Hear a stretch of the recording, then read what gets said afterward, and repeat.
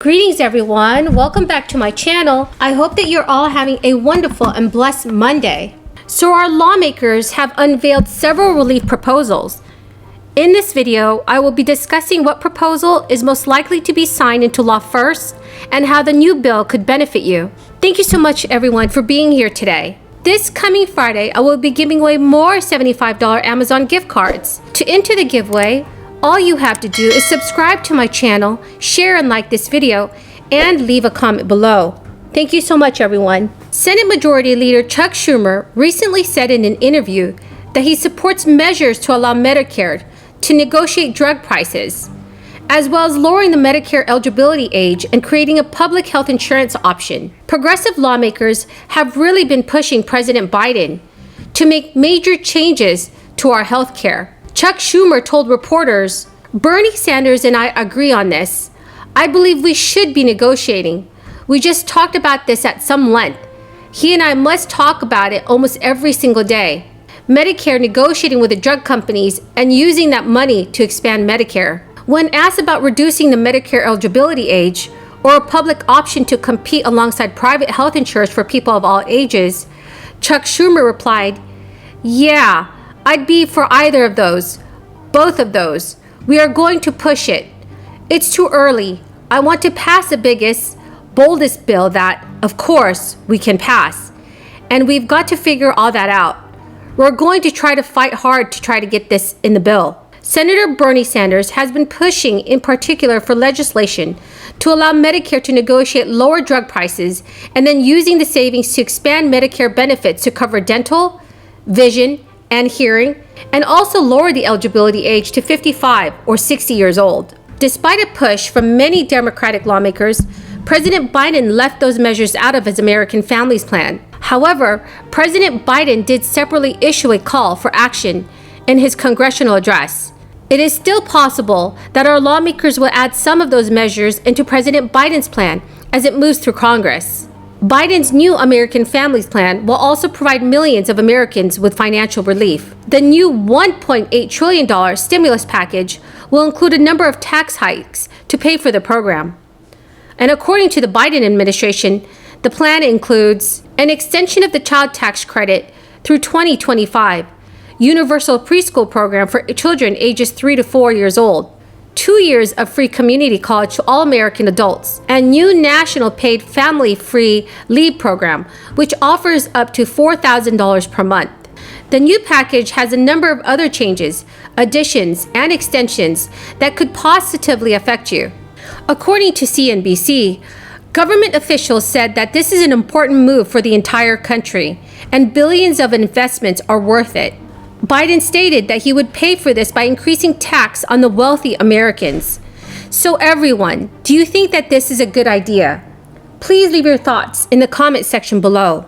According to the White House, the tax increases contained in 2 economic recovery packages would fully pay for the investments over the next 15 years. But Biden has also promised throughout his campaign that he would limit any tax hikes to people with incomes above $400,000. White House Press Secretary Jen Psaki said, "The president remains committed to his pledge from the campaign that nobody making under $400,000 a year will have their taxes increased." Psaki also clarified that the $400,000 threshold applies to families, not individuals.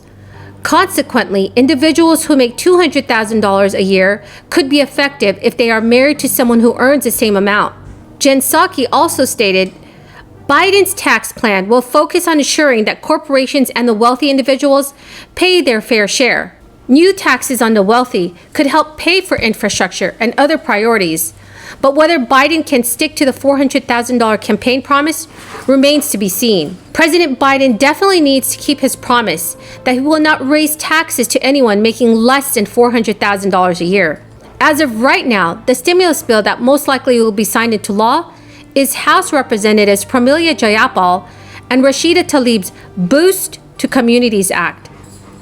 The Boost to Communities Act bill would provide a fourth direct payment of $2,000, followed by monthly payments of $1,000 until this crisis is over.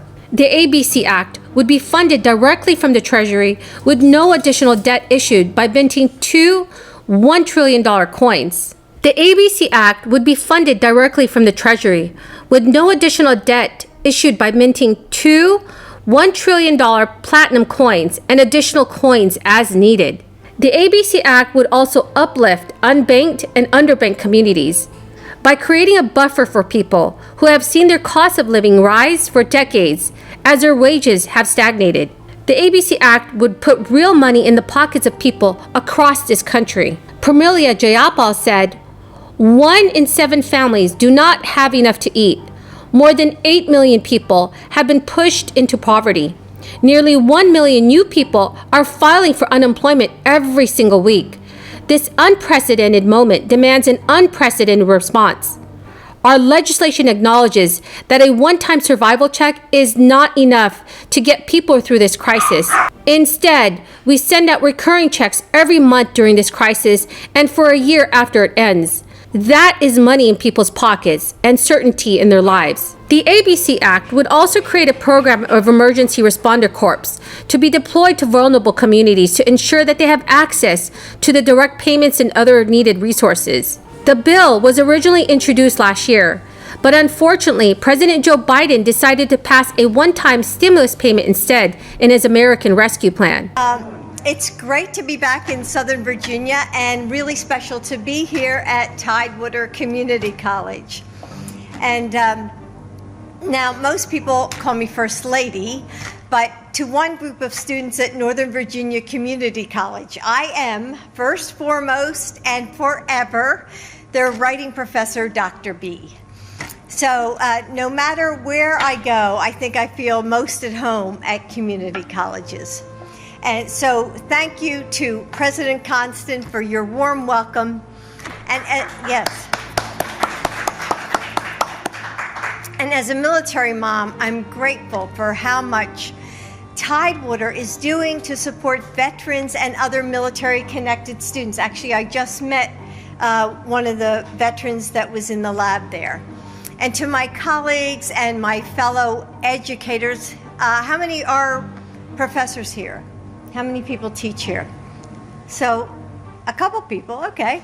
So, thank you for joining us, and happy Teacher Appreciation Week. So,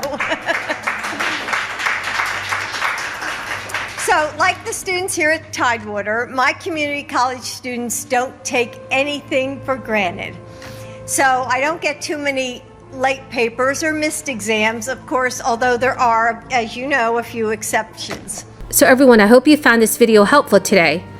If you have any questions or comments, please leave them in the comment section below, and I'll do my very best to answer any questions that you may have. Please don't forget to enter the $75 Amazon gift card giveaway by subscribing to my channel, sharing and liking this video, and also leaving a comment below. Thank you everyone, and have a very, very blessed Monday.